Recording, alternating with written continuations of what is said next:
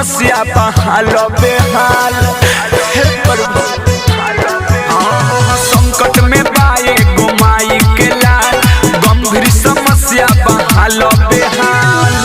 16 करोड़ के बाद दवैया, अंश के बचाली मोरा भैया। विपत्ति में होखी ना सहैया, अंश के बचाली मोरा भैया।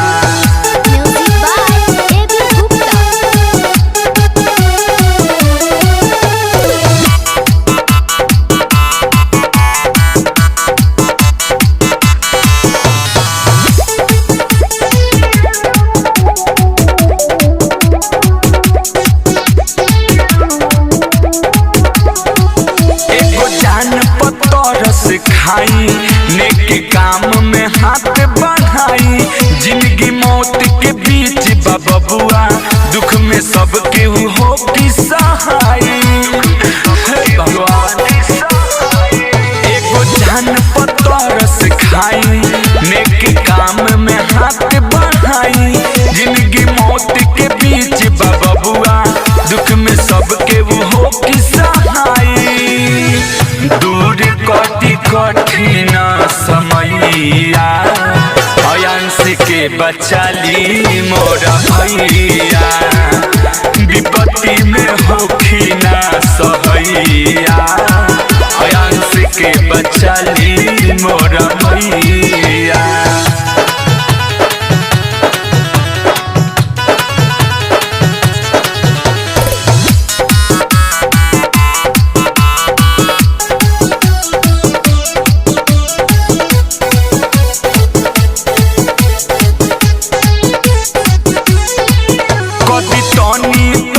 सहारा खुल के मन के आपन धारा, बबुआ के माई बाप बबिल खत, कब ठीक हुई आँख के तारा।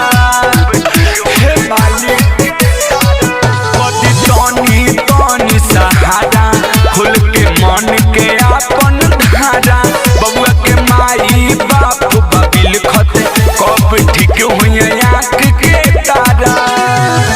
अल बेलाया जाए पड़े पैया, अंश के बचाली मोरा भैया।